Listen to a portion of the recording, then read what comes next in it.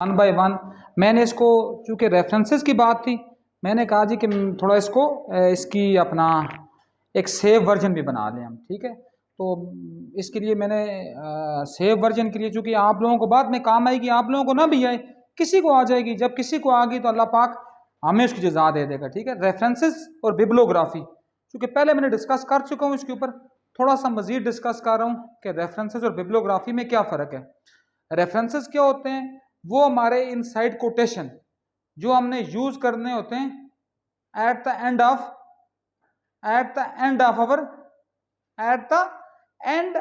अवर list, जो हमारी list के एंड पर लगते हैं, जो चैप्टर के एंड पर हम यूज करते हैं, वो हमारे रेफरेंसेस होते हैं, ठीक है ना। और जो हम क्या करते हैं,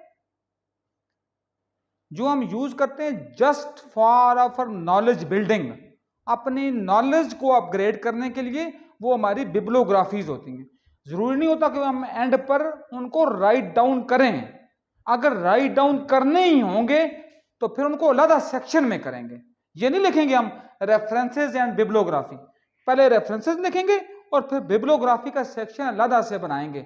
और अगर हमसे कोई बंदा ये पूछेगा कि आपने इनको इधर छोड़ दें, इसको क्या आपने इनको यूज क्यों किए, तो छोड़ देना इसको, मुझे बताएं जरा ये, अगर आपने इनको यूज क्यों किए तो फिर ये हो जाएगा कि अपना, फिर हमने इसको ये देखना होगा कि हमने इसको यूज क्यों किए। तो हम किसी को ये जवाब दे सकते हैं कि we have use just for our knowledge building purpose. अच्छा, तो अब हम बात करते हैं, चूंकि इसके ऊपर थोड़ी सी बात हम पहले भी कर चुके हैं, अभी मैं सिर्फ इसलिए कर रहा हूं कि हमारी चीज अपग्रेडेड फॉर्म में चली जाए। मैंने एक बात किया कि हम एक पैसेज लिख रहे हैं, हम ये कह रहे हैं जी कि the sample of this study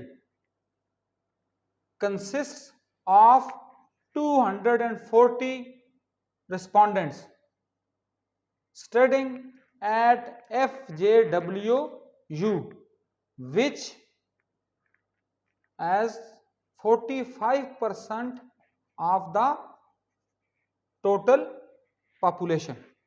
मैं ये सिर्फ लिख रहा हूं, इतना हो या ना हो, this does not our matter.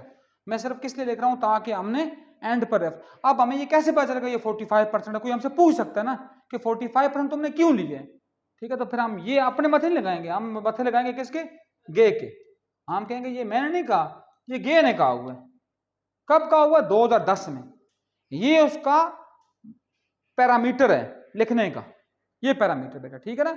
ये गे 2010 एंड पर जब आप लिखेंगे, ये आपकी मर्जी है, फुल स्टॉप यहां लगा दें फिर भी कोई क्यामत नहीं है, और या यहां लगा दें क्यामत नहीं है, लेकिन लगाना किसी एक जगह पर ही है, या यहां लगाएंगे या यहां लगाएंगे, ये नहीं हो 2 फुल स्टॉप लगा दें, ठीक है जी। अच्छा, ये हो गया एट द एंड, पैसेज के एंड पर, पैराग्राफ के एंड पर हम जब रेफरेंस कोड करते हैं। लेकिन यही रेफरेंस अगर हम स्टार्ट में लिखें, इसी को मैं लिखता हूं, हम लिखें जी अकॉर्डिंग टू गे, ये मैं सिर्फ इसका नाम लिख चुके, ये हम पैसेज के शुरू में, पैसेज के अंदर लिख रहे हैं। फिर हम लिखेंगे अकॉर्डिंग टू गे 2010, और आगे लिखेंगे जी के the sample of this study comprise, आगे वही सारी बात हो जाएगी। फिर चूंकि ये लिख दी, अगर ये पैसेज के सेंटर में आए, फिर हम लिखेंगे जी के, या अकॉर्डिंग टू ना लिखें, हम यहां लिखें गे, शुरू ही कर दें 2010, डिस्क्राइब दैट, स्टेटेड दैट, तो फिर भी इसी तरह लिखेंगे, चूंकि ये पैसेज के शुरू में आ रहा है या पैसेज के मिड में आ रहा है, सेंटेंस का तो वो शुरू होगा, ठीक है ना, तो वो भी इसी तरह लिखेंगे। गे उसका नाम फर्ज किया मैंने, जैसा पहले कहा मनाजर 2021, डिस्कस दैट, एलोबरेटेड दैट, वगैरह वगैरह, ठीक है। जो भी आप जिसका भी लिखें, ये सिर्फ इसकी बात, ये किसकी बात हुई उस वक्त की, जब हमारे पास स्टार्टिंग एंड में एक बंदे की बात हम करें, जब हम 2 बंदों की बात कर रहे हैं, ठीक है। लिखना वही हमें आखिरी नाम ही, फिर हम क्या लिखें जी कि यही हम बात कर लें, और 2 बंदे कौन से, 2 डिफरेंट नहीं, जिन्होंने फर्ज के रिसर्च पेपर लिखा हुआ। जिस तरह अभी मैं ऑफ द रिकॉर्ड अभी मैं बात कर रहा था आयशा के साथ, आयशा ने, अब चूंकि एचईसी ने अप्रूव कर दिया हुआ है कि 5 बंदे आपके हो सकते हैं एक रिसर्च पेपर में। फर्ज किया हम ये कहें जी कि हम कहें जी इसी की बात, हम कहें एक रिसर्च पेपर लिखा हुआ है LR गे ने और GW बेस्ट ने, ये दोनों चूंकि एजुकेशनल रिसर्चर हैं, मैंने इनका नाम लिखता हूं और यही लिखूं इसी को, सेंटेंस में बार नहीं लिख रहा चूंकि लंबी बात हो जाएगी, मैं ये लिखूंगा एंड पर, गे ये वाला एंड, बेस्ट 2016, ये इस तरह। समझाई बात की जी बेटा, जिसको चूंकि आप अभी सबका फेज ही आएगा ताकि सबको ये आइडिया पहले ही हो, ठीक है। और फिर ये जब यहां आएगा तो हम क्या लिखेंगे, अकॉर्डिंग टू गे और ये वाला and, A and D and best 2016। ये आपने चीज याद रखनी है हर हाल में। समझा की बात की। अब फिर मैं दोबारा नाम लूंगा, अभी हम मायरा और आशा के साथ और किरण और सबा के साथ हम ये बात कर रहे थे, क्या डिस्कस कर रहे थे कि फर्ज किया 5 बंदे होंगे तो मैंने क्या कहा कि 5 का रिसर्च पेपर तो एक्सेप्ट होगा, बट जो रोल प्राइमरी ऑथर का होगा वो किसी का भी नहीं होगा, क्योंकि मेन रोल प्राइमरी ऑथर का होता है, उसी का नाम एम्बोज भी होता है, ठीक है जी। अगर फर्ज किया ये 3 के हम नाम लिख रहे हैं, जब भी 2 से ज्यादा हो जाएंगे हम पहले कोई शो करेंगे, बस हम करेंगे गे, इसी की बात में यहां गे एट ऑल, ठीक है जी। यहां ये इसको क्या कहते होते हैं, सेमी कॉलन, और फिर हम लिख देंगे 2016, सही है। और इसी को जब हम शुरू में लेकर आते हैं यहां हम कहें जी कि गे एट ऑल, और फिर ये ब्रैकेट में आएगा सिर्फ 2016 एलोबरेटेड दैट। आई बात की समझ या नहीं आई, क्लियर हुई बात की। ये बातें थी, नॉर्मली हम ये 3 चीजें यूज करते हैं और नॉर्मली हम इतना ज्यादा यूज नहीं कर रहे होते, ठीक है ना। और उसके बाद जब हम रेफरेंस लिस्ट लिखते हैं, रेफरेंस लिस्ट जब ये तो हमने लिख दी, ये इनसाइटेड हो गया। अच्छा एक और बात है, रिसर्चर का,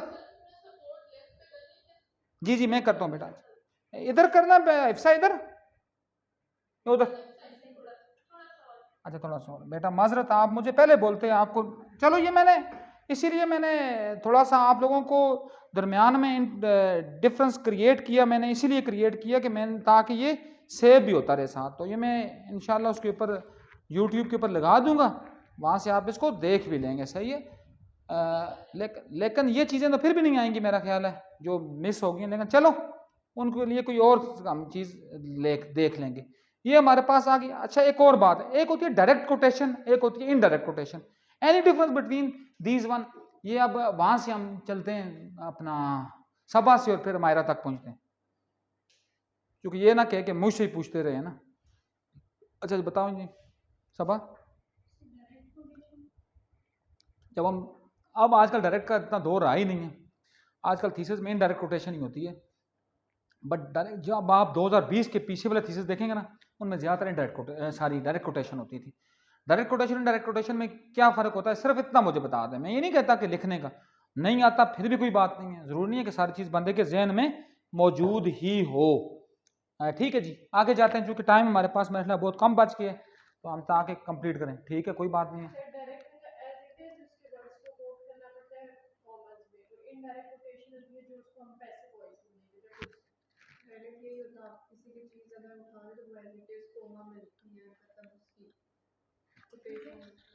दोनों ने बहुत अच्छी बात की है जी, और यही बात होती है, लेकिन एक इन्होंने नहीं बताया, जब भी हम डायरेक्ट कोटेशन लिखते हैं वो इन्वर्टेड कॉमास में लिखते हैं, और रेफरेंस ऐसे ही लिखते हैं जैसे लिखा हुआ है मैंने, ठीक है ना।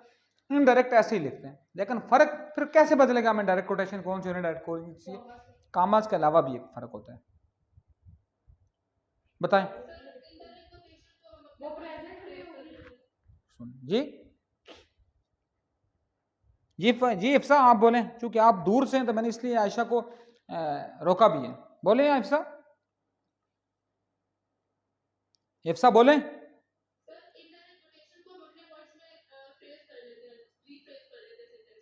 सही है, वो बात तो बिल्कुल ठीक है, वो बात तो हो गई है।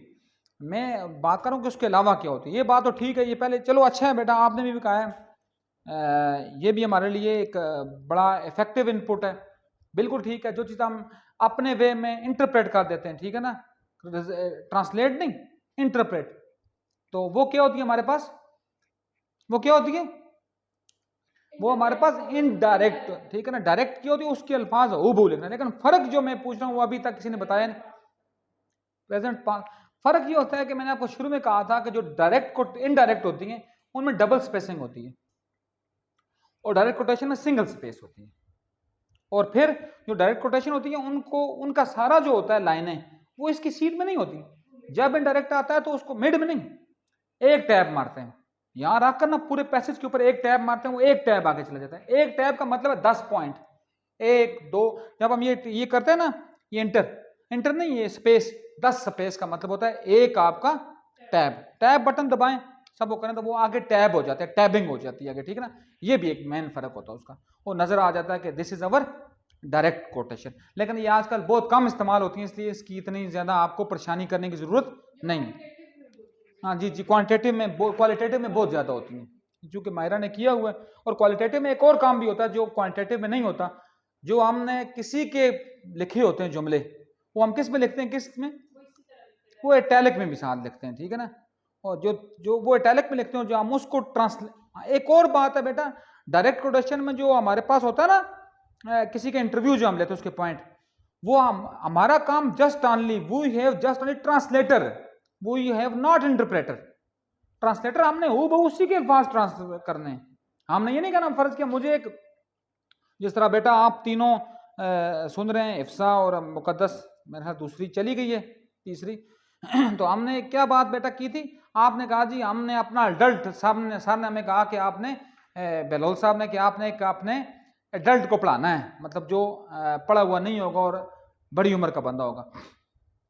तो जो उसने बोला है मुंह से, जिस जबान में बोला है, आपने उसको जो इटैलिक में लिखना है ना, वो उसी जबान में लिखना है, ये नहीं अपनी जबान में लिखना है। बेशक आप उसके जे इंग्लिश में लिखेंगे, लेकिन वो पंजाबी भी जो आप लिखेंगे वो पंजाबी के हिजों में लिखेंगे। लेकिन जब आप उसको ट्रांसलेट करते हैं तो वो आप अपने इधर टाइम न्यू रोमन्स और नॉर्मल साइज में आप आ जाएंगे, ठीक है। यहां तक क्लियर होगी बात। अच्छा, और यहां तक तो अभी कोई ऐसी बात नहीं है, अब मैं आगे जा रहा हूं। आगे किस में जाता हूं, जब हम रेफरेंसेस लिस्ट बनाते हैं, रेफरेंसेस, तो हम रेफरेंसेस कैसे बनाते हैं, रेफरेंसेस बनाने के इनको कहते हैं उर्दू में हवाला जात। हवाला जात लिखने के तरीके क्या हैं, सबसे पहले क्या लिखते हैं हम, पहली, ये भी एक अच्छी बात, पहली बात तो ये अल्फाबेटिक में लिखेंगे। फर्ज किया ए बहुत ज्यादा है, जैसा पीएचडी के थीसिस होते हैं, तो पहले ए का नाम आएगा, फिर ए, फिर ए बी, फिर ए सी, फिर ए डी, फिर ई, इस तरह, फिर बी आएगा, फिर बी के साथ इसी तरह। चूंकि ए के नाम ज्यादा होते हैं, इस तरह एस के नाम थोड़े ज्यादा होते हैं, तो बाकियों के नाम वैसे भी एक्स के साथ तो वैसे ही बेचारा कोई एक आध ही होगा, तो इस तरह इस तरतीब से नीचे जाना है। लेकिन लिखने का तरीका क्या होता है, पहले हम क्या लिखते हैं, आथर का नेम, ये भी लिखना बेटा हवाला जात में, जो हम हवाला जात लिखते हैं, ये याद रखना बेटा, ये सबसे इंपॉर्टेंट चीज है। पहले हम लिखते हैं, असल में मार्कर ठीक नहीं है, आप तो लाए थे सही है ही ऐसे, तो अब आप कहाँ से लाती, आप पहले लिखेंगे आथर का नेम, फिर लिखेंगे ईयर, किस साल में हुई है, ठीक है ना। फिर आप लिखेंगे उस जर्नल का नाम या उस बुक का नेम, जिस जर्नल या बुक से वो चीज हमने उठाई हुई है, उस जर्नल या बुक का नाम जो हम जाया करते हैं वो होता है इटैलिक में, वो इटैलिक में होगा। ये आपने बेटा याद रखनी है, आप में से हर एक ने, वो इटैलिक में होगा।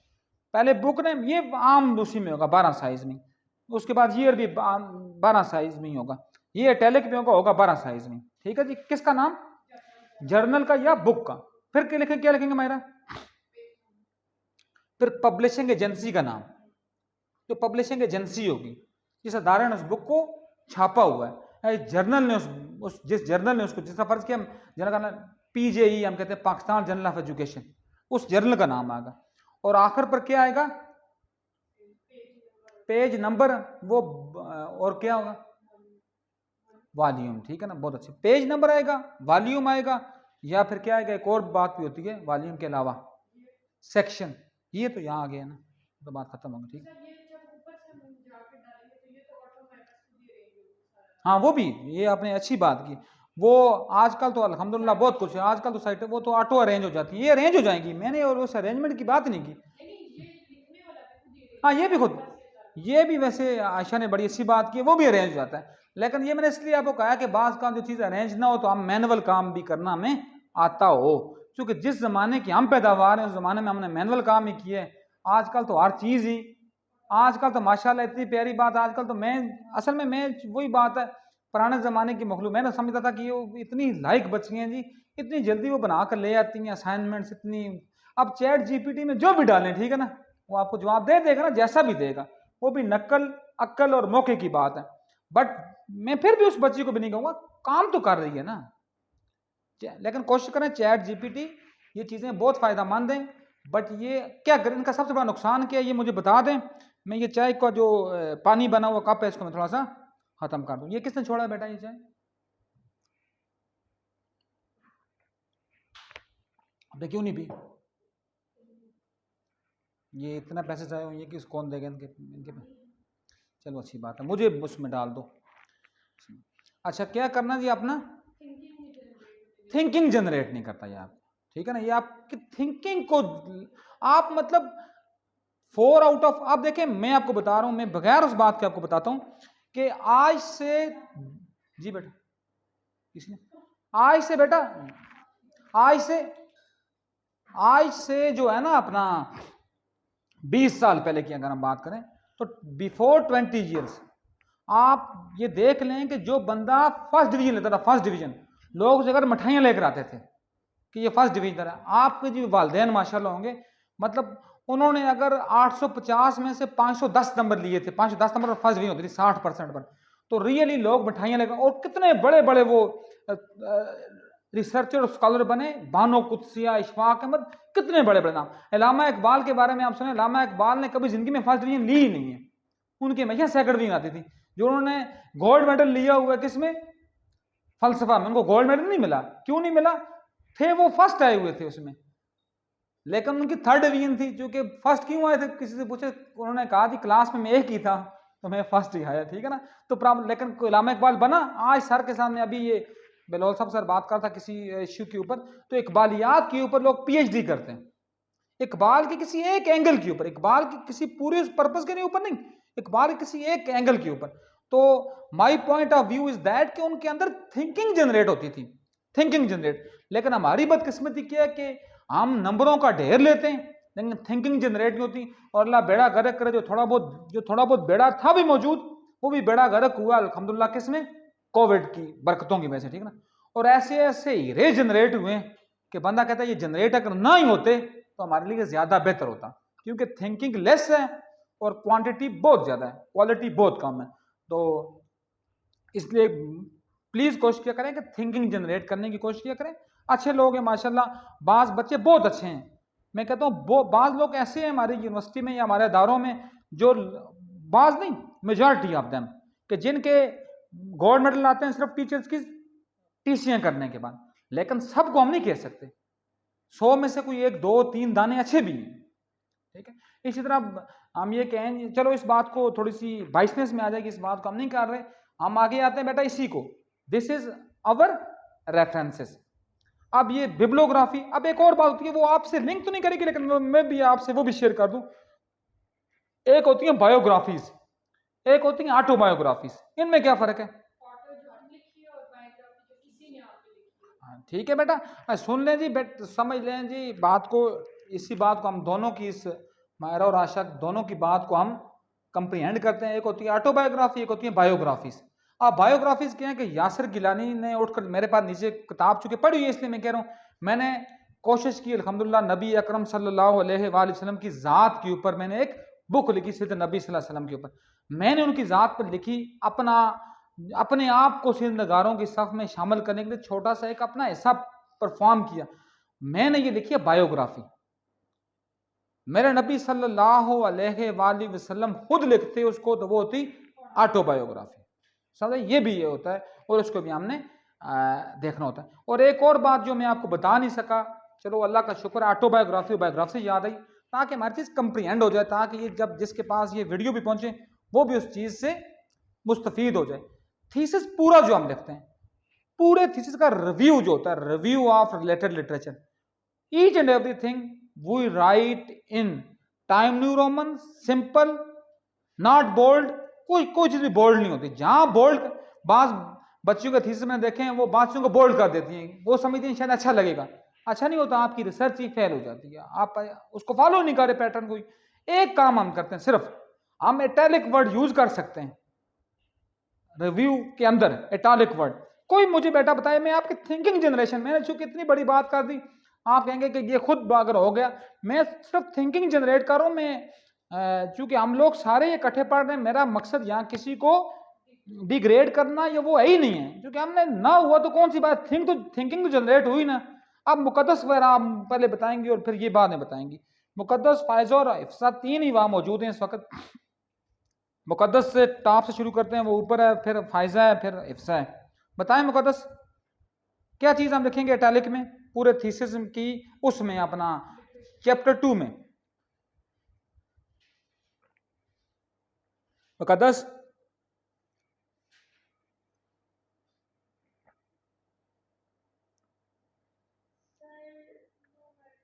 नो है, ठीक है, बता सकते, कोई बात नहीं बेटा, अच्छी बात है। ये 2 मिनट जो थिंक जनरेट हुए 2 सेकंड, ये भी बड़ी बात थी।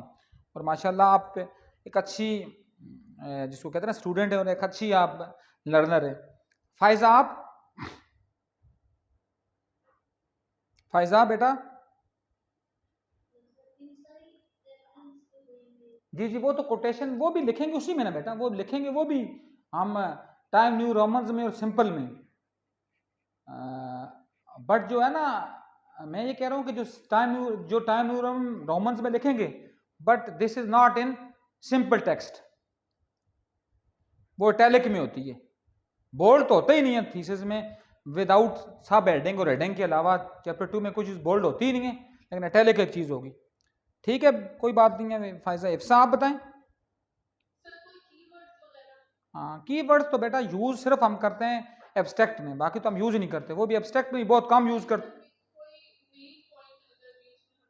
ना ना, मेन पॉइंट कोई बात नहीं है, ठीक है, अच्छा कहा है ना आपने। कीवर्ड्स भी आपने बात की, कम से कम आप बात तो जनरेट की है ना। कीवर्ड्स भी हम थीसिस के एब्स्ट्रैक्ट में बहुत कम लिखते हैं, लोगों ने लिखे हुए हैं, लेकिन वो कोई अच्छा पैटर्न नहीं है। कीवर्ड्स हम लिखते हैं रिसर्च पेपर के एब्स्ट्रैक्ट में, तो लेकिन वो तो रिसर्च, वो तो एब्स्ट्रैक्ट वैसे भी बहुत लोग जो होते हैं इटैलिक में लिखते हैं, तो कीवर्ड्स इटैलिक ही होंगे, वो तो ऐसा कोई इशू नहीं है। मैं चैप्टर 2 की बात करूं, आप अब मेरा ये भी बात नहीं, ठीक है, अच्छी बात है। आप कोई आप अपना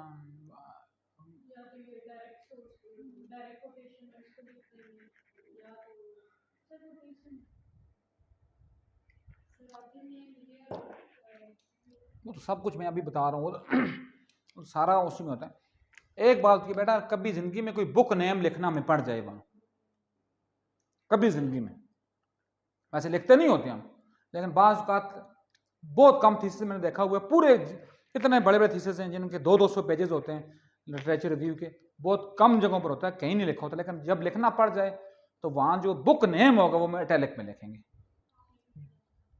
ये बुक मेरा भी शायद क्या पता लिखा हुआ है या नहीं लिखा हुआ मेरा, लेकिन इटैलिक में लिखेंगे क्या, किसको, बुक नेम। ठीक है, ये बात आपको बतानी थी, ये आप तक बात पहुंच गई। तो now anything else about this one, फिर बात कर लेते हैं छोटी सी बात।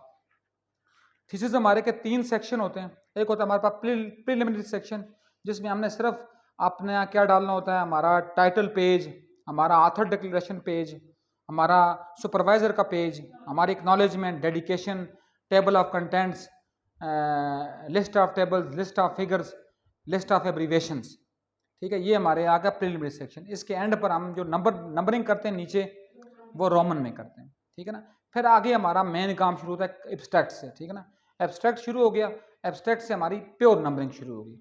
Abstract not more than 2 pages, वो भी किसके लिए मैं कह रहा हूँ, उन लोगों के लिए जो एमफिल पीएचडी कर रहे हैं, बीएस लेवल पर 1 पेज का ही होगा। ठीक है ना, जिसमें हमें सिर्फ क्रंच बताना है अपना, लंबी बात करनी ही नहीं है आपने, सिर्फ क्या बताना, पर्पज क्या है, ऑब्जेक्टिव क्या है, रिसर्च मेथड क्या है, एक आध आपकी फाइंडिंग क्या है, एक आध कंक्लूजन क्या है, एक आध मेन आपकी रिकमेंडेशन क्या है, बस।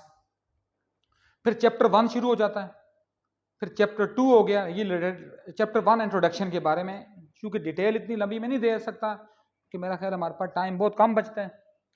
हाँ, बल्कि ठीक है 2-3 मिनट ऊपर चलेगा, कोई मसला नहीं है। चैप्टर 2 है, फिर लिटरेचर रिव्यू जिसके ऊपर हमने अभी बात की। फिर चैप्टर 3 है रिसर्च मेथडोलॉजी, जिसमें हम population, sampling framework, techniques, each and everything की बात कर रहे होते हैं। फिर चैप्टर 4 है जिसमें हम डेटा का एनालिसिस कर रहे होते हैं। फिर हम जिसमें टेबलिंग कर रहे होते हैं, जिसमें हम ये बता रहे होते हैं। हाँ, एक और बात बेटा जो बहुत कम होती है, यूज़ करते हैं, कल भी मैडम फराना ये बात यहाँ कर रहे थे और बड़ी अच्छी बात उनकी थी। तो ये है कि चैप्टर 3 के एंड पर भी हमने एक पॉइंट देना होता है, 3 पॉइंट फर्ज के 9 हो या 8 हो जाए, जिसमें हमने बताना है डेटा एनालिसिस हम कैसे करेंगे। ये बता दें तो ज़्यादा बेहतर, चूँकि बताना आपने आगे ही है, एक पैराग्राफ में आप बता दें कि मैंने कौन सी टेक्निक मैंने यूज़ की है। ठीक है, तो ये हो गया किस में, चैप्टर 4 में। ठीक है, और फिर टेबल हम बनाते जाएंगे और टेबल के एंड पर ही उसी पेज पर टेबल की डिस्क्रिप्शन नीचे डालेंगे और जो टेबल के ऊपर उसका नेम जो उसकी लेबलिंग करेंगे वो भी इटैलिक में होगी। ये बात ये आपने याद रखनी है, सही है। फिर चैप्टर 5 आता है जो आपका मैन, उसमें 5-6 चीजें होती हैं, समरी, डिस्कशन, फिर फाइंडिंग। और फाइंडिंग कहाँ से आती है आपकी, याद रखना, आपने अपनी मर्जी की नहीं होती, जो आपके डेटा से इमर्ज होती हैं, डेटा के रिजल्ट से, खुद की मर्जी से नहीं। ठीक है, फिर आपकी कंक्लूजन है, कंक्लूजन कहाँ से इमर्ज होंगी, आपकी फाइंडिंग से, कि ये मेरी फाइंडिंग थी, ये मेरा डेटा का रिजल्ट आया है, इसकी बेस पर ये फाइंडिंग आई और फाइंडिंग की बेस पर मैं ये क्या कर रही हूँ, कंक्लूड कर रही हूँ। उसके बाद क्या है जी, रिकमेंडेशन। ठीक है ना, रिकमेंडेशन क्या है, जो हम रिकमेंड करते हैं जी, हम कहते हैं, और वो किस में होगी, मैंने शुरू में कहा था, मेरा ख्याल है पिछले सेशन में बाज़ बच्चियाँ मौजूद नहीं थी, वहाँ हमने शुड की बात नहीं होगी, वो फ्यूचर टेंस में, लेकिन हमने शुड की बात नहीं करनी, हमने वुड की बात करनी है या कुड की बात करनी है, मे और माइट की बात करनी है। कुड भी ना करें क्योंकि कुड भी थोड़ा सा बदतमीज लफ्ज होता है, आप बात करें वुड में बात करें। ठीक है जी, तो उसके बाद फिर तीसरा सेक्शन हमारा शुरू होता है, ये दूसरा सेक्शन था हमारा मेन सेक्शन, फिर तीसरा सुप्लीमेंट्री सेक्शन है। ठीक है जी, जिसमें हम क्या करेंगे, जो जो हमने चीज़ें यूज़ की हुई हैं, क्वेश्चनर यूज़ किया, क्वेश्चनर वहाँ अटैच कर देंगे, जो हमारा लेटर ऑफ अपीयरेंस जो है वो हम कर देंगे, जो हमें लेटर मिला है यूनिवर्सिटी की तरफ से डेटा कलेक्शन के लिए वो उसमें कर देंगे। उसके बाद जो मेन चीज़ होती है, जो एमफिल लेवल और पीएचडी लेवल पर होती है, वो क्या होती है कि हम फिर उसमें क्या शामिल करते हैं, हर हाल में टर्न इट इन रिपोर्ट। ठीक है ना, टर्न इट इन रिपोर्ट क्या होती है कि आपकी जो प्लेजरिज्म है आपका वो लेस देन 19% हो। ठीक है, लाजमन। अब आजकल थोड़ा सा मेरा ख्याल है बाज़ जगहों पर डिफरेंट हो चुका हुआ है, 15% है और बाज़ जगहों पर 10% भी है।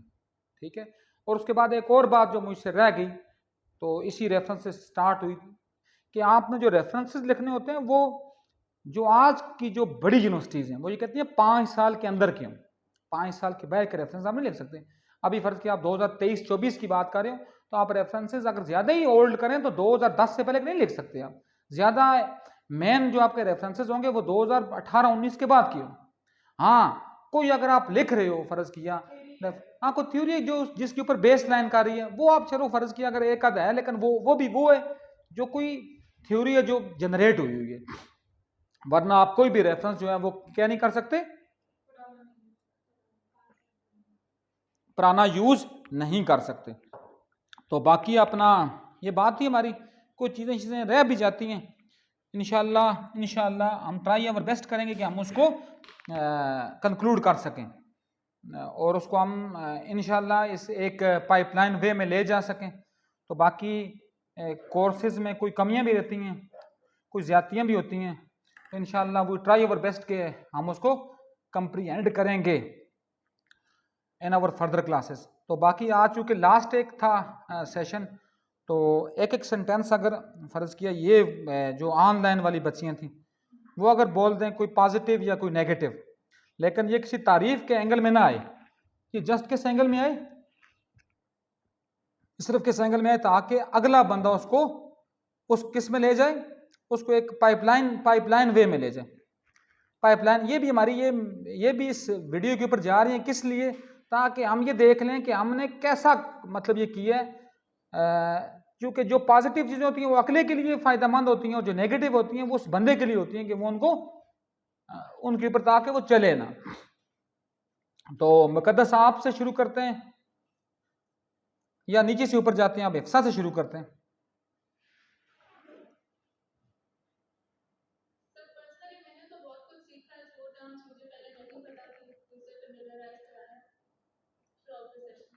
तो इफ्सा कोई इसमें कोई बेहतरी कर सकें जो हम,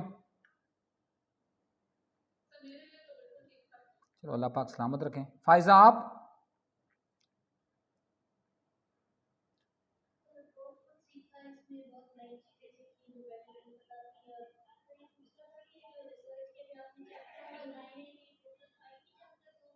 जी जी 5 ही होते हैं जी, 5 चैप्टर ही होते हैं फायजा।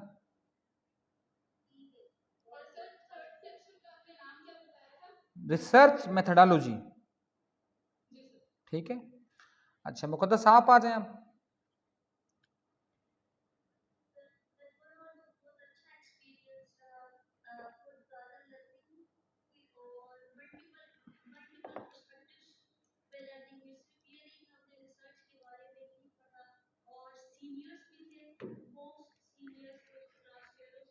जी जी हाँ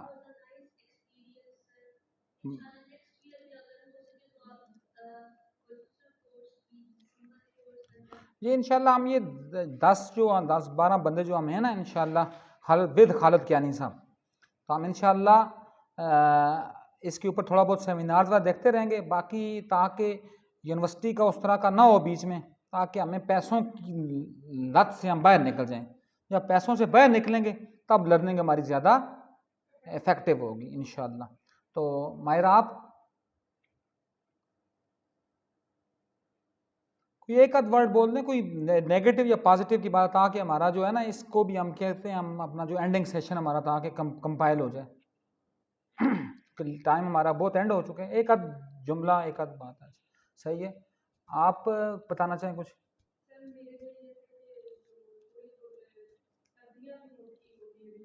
हाँ माशाल्लाह, आप तो चूँकि एक अच्छा आपका एक रिसर्च बैकग्राउंड है, ज़बरदस्त, बहुत अच्छे आपका इसमें। अच्छा आप लोग ज़्यादा बिलखुसूस इसमें हम अपग्रेडेशन भी अगर कुछ करना चाहें या कैसे होगी या इसमें क्या कमी रहेगी, चलो आप अपना किरण साहब आप।